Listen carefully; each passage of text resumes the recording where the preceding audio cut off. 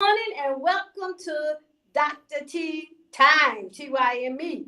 My name is Dr. Tonie Steele, and we have this show every morning, 9 a.m. Central Standard Time, to talk about, discuss, to enlighten us, to give us knowledge so we'll have more power and understand things that affect our lives. And so, welcome, and I'm glad you're here, and I hope you're having a happy Sabbath day.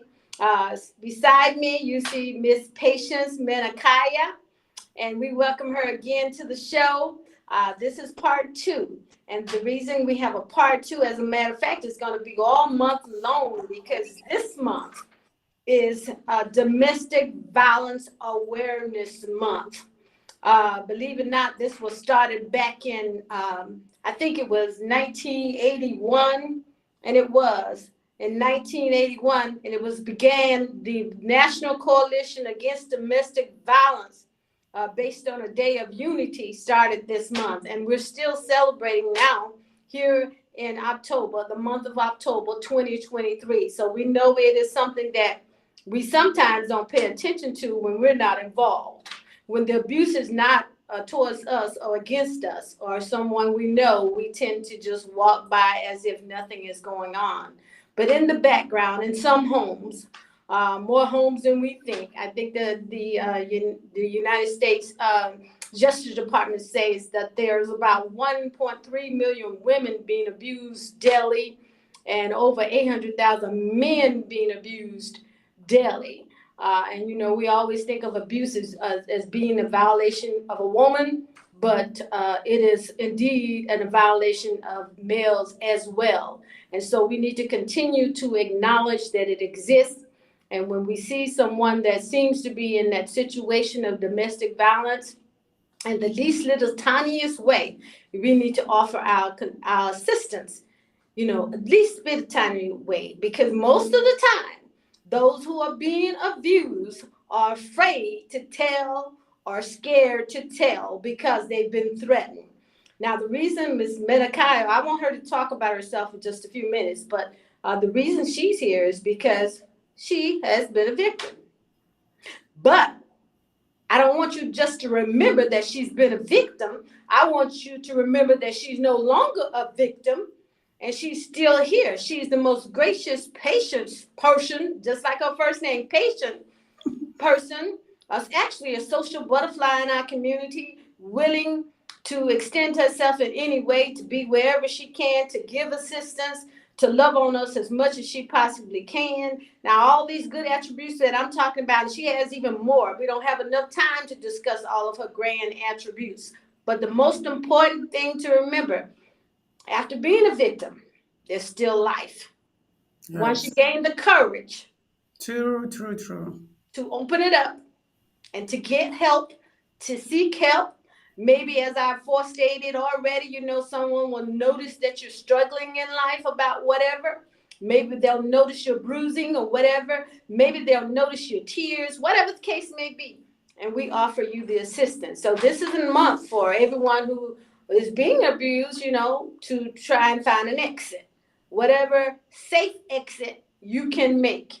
And if it requires getting help from someone else, do not be ashamed to receive the help. And so Miss Patient, the Menakaya, she and I are dear friends, and we've come to love one another as sisters, which we should all do. And we love brothers too, but we're just talking about our sister, Miss Patience here, and I'm going to stop saying Miss because I just call her Patient or either sister. So, sister, I'm going to let you tell us a little bit about yourself, and in your own special way. I know you're no longer a victim. And so that if we can, just start from the beginning. And what year was it that you became a victim of domestic violence? Ever since I was in the marriage, it started the day of the honeymoon. Oh, really? It started that early. Yes. And how long did you date? Or did you date any We prior? didn't date. It was an arranged marriage. I see. Yes. But we know that God conquers everything. So when I heard that he loves the Lord, because arranged marriage means sometimes you don't know the person. Mm-hmm. That's Because true. I've never seen him before, but I know his family. You know, Mm-hmm. parents knows his family. Um, but it was an arranged marriage, so I never met him. I met him the day we got together. Mm. Yes. Mhm. So let me understand this. You married a stranger. No, that's how we do in the 50s. Mm-hmm. It's an arranged marriage. People do that. Mm-hmm. But So we people. believe before you marry that person, I guess it's a stranger, it has to be people we know that person and we tell you about the person. So you have to actually believe what people say, believe Mhm. what your mother says, believe what your brother says. It's not really about you, but you have to believe that whoever that is good. Mhm. And the God was in it because he said that he see visions, he knows the Lord. So I was trusting, my family and God, you Mhm. know. So yeah. So the abuse started during the honeymoon, Yes. and at that time, it's too late to like go back home to mom and daddy, Um, based on your culture. And yeah, by the way, Patience is mhm. from Nigeria. Yes. And let me tell you something kind of nice at this time. Even though we're talking about domestic violence, I get a smile every time I think of this because Patience was born and raised in Nigeria. I had my DNA, an analysis of my Yeah, yeah. DNA, and she and I have similar Nigerian DNA in the 60s, 68.9%. How Woo. amazing is that? I was born and raised Oh, in the United States, and she's from Nigeria, born in Nigeria, and I just thought it was fantastic. We discovered that exactly. over our dinner one time. We were And eating, we and celebrated it. yes. Yes. And Yes. how blessed is that? So our Yeah. cultures are different, because I'm still trying to understand my African Nigerian Yoruba culture. Did I say that right now? Yo- Patient Yoruba Yoruba. Yoruba. Yeah. Okay, my culture, and she lived it. So on the honeymoon, the abuse started, right? And Yes. there was nothing. There was no way out for you at that time. You marry for life was what I went in with. Mm-hmm. So I never even thought about, but I knew I went out and told somebody about it, Mm-hmm. but they prayed for me Mm-hmm. and told me to go back. And Oh my. God will fix it. So, what was the first form of abuse during the honeymoon that you endured? Beating, Mm-hmm. yes. Like you're not really supposed to beat anybody that you're married to, That's right. mentally, physically, emotionally, otherwise. Right. Nothing like that's supposed to have happened. Right. But now I know. But before I was just trying to leave, thinking it's okay to stay. My Mm-hmm. mother would not like for me to leave. People connected in marriage. I was trying to respect everybody and try to stay. Mm-hmm. Yeah. But he came into the marriage believing he was 7 years old. He had a dream Mm-hmm. and saw God gave him 7 registers. Mm-hmm. And the register said that he realizes that register has a lot to do with writing and school. Mm-hmm. So everything he pays attention was about this very God, this very angel that Mm-hmm. talks to him. So Mm-hmm. he tells me when he talks about it, I thought it was a good thing, Mm-hmm. But Mm-hmm. because I'm not mentally into it the way he wanted me to, so Mm-hmm. he felt like I'm there Mm-hmm. to destroy the ministry God gave him in his hands. I So see. it's not what it is supposed to be, right? So So, mhm. how many years were you in this abusive marriage? 20, 26, 26 years. 26 years. And did how tell? Because we need to know Mhm. how, after 26 years, were you able to seek help, run, hide, whatever you did? How was it that you were able to get up enough courage to do what you needed to do? Because in the 26 years of marriage, you had how many children? 6 children. 6 children in the Six. 26 years of marriage. Yes. So go forward from there. How did it come? I know you pray and prayer is good. Prayer do change things, we know Mhm. that. Sometimes it's not as fast as we want it, but it's work in progress per I'm day. gonna really tell you that um, there's a confidence inside my heart, already built in my heart, that constantly reminds me that God will handle this no matter what. I've always go around praying in his clothes. I run away, I tell people, I talk to the pastors. But one disappointment that I had is about divorce is a sin, go back, go back. But I've always run away, and that was why I got some help with the lady that I live with today, my Mm-hmm. friend. Mm-hmm. You know, so I've always leave and tell somebody. They tell me to go back. I remember one situation. I ran away, went to somebody's house. They provided for me for the entire week. And then I went back because I was supposed to go back. And I kept going back and I kept going back. Yeah. When you left, did he come look for you, or you always just went back because people told you to go back? They Yeah. gave you advice and told you to go back Yeah. to. Yeah. But, when you set up your mind wrong, or maybe you don't understand the teaching right, you Mm-hmm. will always believe that you will do something you're supposed to have done, which means go back to your husband. Mm-hmm. Yeah, and many people have been killed with that. All right, So absolutely. I'm glad I survived. All right. So I want to ask you, so how did your children respond? Okay, I mean, maybe we have a little time. I remember one particular time. I was, he hit me so bad, and then he went ahead looking for a job, extra job, you know. So we ended up in office of somebody who is a nurse. She was a nurse psychologist. So she saw my face bruised up. Mm-hmm. So she told him, I need to interview your wife too. Because if I give you this job, I need your wife too. So we went in the room. She asked me, I think I remember saying it early before in the other interview. She said, what happened to you? Because I didn't want him to get in trouble. I mean, I denied everything. But the lady, through because that's why we need people to have experience with things like this. She That's correct. already knew. So she said, you know what, Patience, this is what we're going to do. She gave me an envelope and a writing tablet. She said, when you get home, write down how your day went the following day or whatever. So I wrote it down, mailed the letter. She got the letter. She came to my house and waited at the door. When he left to work, she came in. She said, pack your stuff. Another person that took me out of the thing and put me to the favor house. Mm-hmm. So he has been like that. He Mm-hmm. has been like So that. you and your children went to Faber House?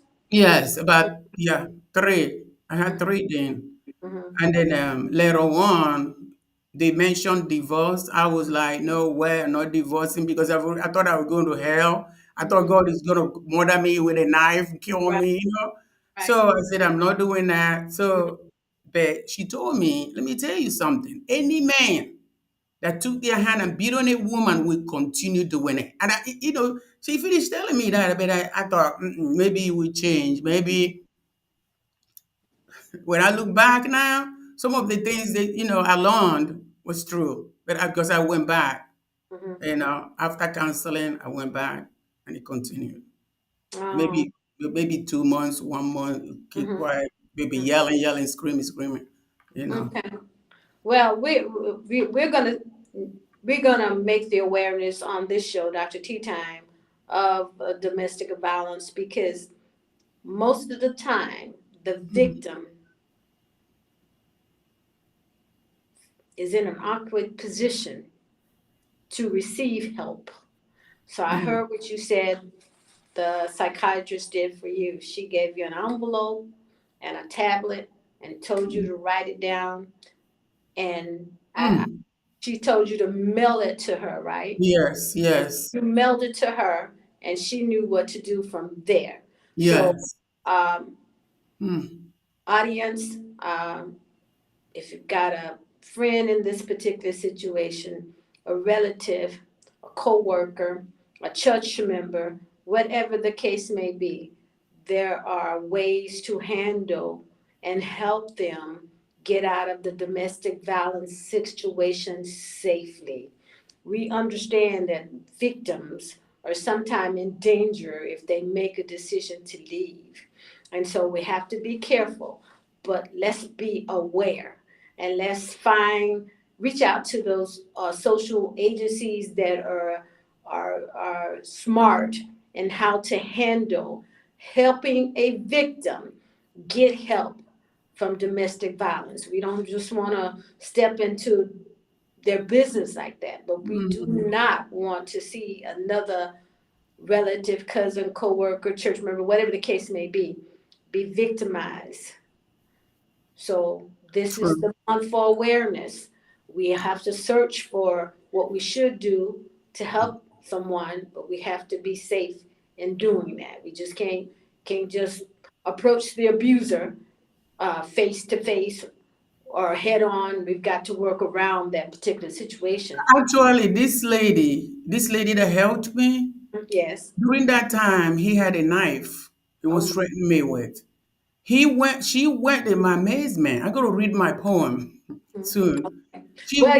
She went and Let's take since we're gonna have you on the show all month long, and if okay, you want to bring someone that you know who could shed more light so that we okay, can be better supporters of those who are who's okay, okay, victims who are being victimized, we would love to yes, have them come on the show as well okay, this sure, month of October. So I understand. I got chills when you were telling me about the show, the story of the lady and how she helped you and what you did for her to help you. And yes, I'm pleased that you're no longer a victim. Very happy to know you. Always will be very happy to have been your sister and to be your sister. And we're sisters in more ways than one because we got the same level of DNA. So we're real close. amen, Our amen, DNA really connects us in more exactly, ways than one. And so I'd like for you to go ahead and read your poem, please, for us. And we're going to close out the show after you read the poem and just okay, express to us from your poetry yes, just what domestic violence has done. But please note, victims, you don't have to be a victim all the time. There's room for you to come out if you choose to do so. There's help for you when you make that decision. And this is Awareness Month, so we want to make all the victims aware that there are people waiting for you to step out of that box of violence. Go oh, ahead, sister, okay, read your poem. Inspire me, motivate me. okay. How many minutes do I have? I have 10 minutes for this poem. I Yes, have go ahead, okay. do 10 minutes. My survival story of domestic violence. I am sharing this as a praise because I've learned a lot through this and also understand the crazy making that goes on in an abusive relationship. My heart still goes out to those who are still fighting. I am able to survive 26 years of emotional, physical, and spiritual abuse from my ex. I was able to heal physically, emotionally from multiple trauma that affected my whole being through God's supernatural provisions. I discovered new inner strength through time and space and safety after my ex actually resigned his Christian school principal position and left the family, believing he has to follow angels who has been ministering to him since he was 7 years of age. I therefore went through ages of grief, denial, anger, bargaining, depression, and then acceptance. I started accepting reality, then feeling much better. I also want to add that many attempts to get him to seek help via counseling was turned down by him. He often gave excuses with dowry he paid to marry me. She made me to be submissive to his ways, restless. I read a book that boosted my mental energy. I started sharing my problem with people I trust. An amazing Good Samaritan gave me a book that answered some of my spiritual questions. Questions like, oh God, if you are same God that was with me during my teen years, where are you?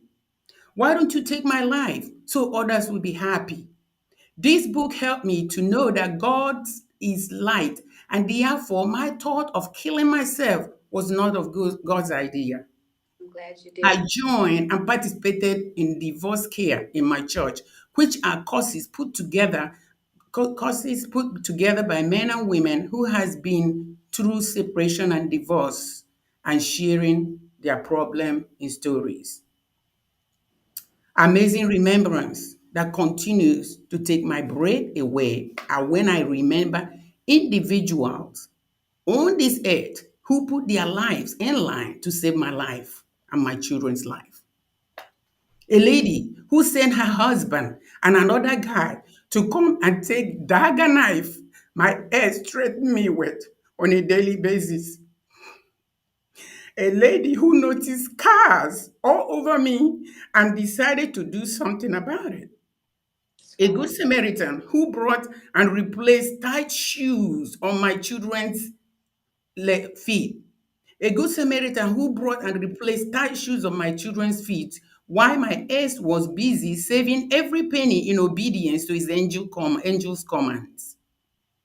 Another wonderful lady whom, when I was so afraid to testify against my husband, found another method to solve my problems.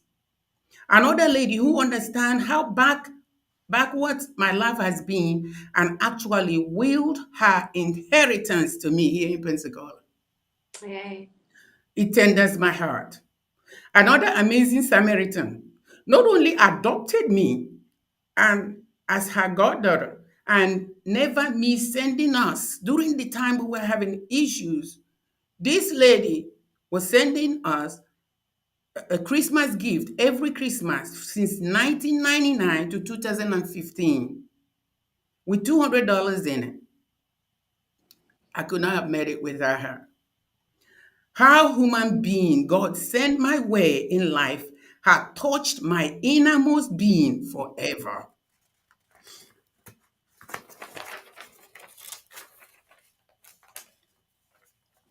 They have tendered me to do same for people around me today. Thank you. Therefore, thanking God and his people is my motto in life. I took divorce because it's three sections in a row before it became reality to me. I was so brainwashed with religion, culture, tradition, others' opinion, powers of influence, and my naive mind I grew up with. These courses not only led me to my eye opener, but made me realize that I'm not alone. One major chapter of the Bible I read regularly during that time that enlightened me was Ephesians chapter 1, 17 to 19. I keep reading this chapter verse every day. I noticed wisdom accompanying me even more. I started putting myself first instead of others. Who I am and who God made me to be, and his surprise, so his purpose for my life were clear. Knowing who I am helped me relearn and upgrade my mindset. I wrote this poem that I recite every day, even today. Every day I recite it. New mindset declaration, spirit, soul, body, mind transformation. I declare and decree my soul, spirit, body, mind has transformed and enlightened. I am not the same person I was last time when you first saw me. Repentance, experience, traveling, knowledge, and spirituality have lifted me. Therefore, I am no longer bound by ideas, culture, religious belief, others' opinion, tradition, powers of influence. I conquer the battle of the mind. I've learned from my ancestors' battles, wins, and losses. As a poet, I have a complete new mindset for my old habit are activated, reset, and renewed. I follow my own heart. God made me, and I am His, and He is mine. Knowing who I am brought so much gratitude in my life. Now, joining poetry here in Pensacola was one of the best things that helped me survive mentally.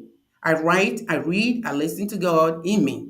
I I change my own belief or asking Jesus to come into my heart to fully realize that God existed into my heart first day I was born. God therefore talks to me.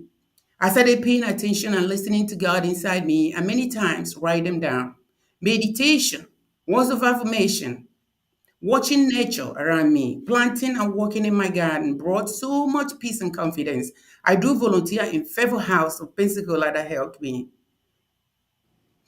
And also, I do volunteer with with the victims of rape around the area. Working with elderly and children will always be my passion. To conclude, my testimony is special to me, and I will tell them as I remember them to honor God and His people. I hope you find encouragement from my story. Thank you so much for allowing me to share.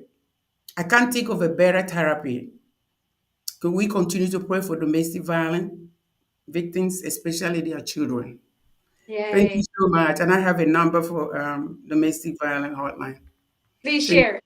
Please uh, say that number. The number is 1-800-799-7233. Thank you. And you are indeed a lovely person, and I want you to stay right there in that lane, loving yourself, loving the Creator, and loving all the rest of us. We do acknowledge you as a very loving and inspirational soul of a person. And I wouldn't want anyone else in my corner but someone like you. So I want to thank you, sister, for Uh, joining the show. And we will see you next Saturday around the same time. And to all of you who feel as you are a victim, we don't want you to feel that way. We want you to jump out the box and find yourself, make yourself happy, and do whatever it takes to be free in a yes. safe way. So, will you give us that number again? The number for the hotline Yes. is 1-800-799-7233. Call that number if you need help and assistance. We'll be praying for you in the background. And we bid you farewell. Goodbye until next Thank you, Saturday. Miss Thank Tony. you. I Bye appreciate bye. you, You know you're Danny. welcome. Love you. Bye bye. Bye.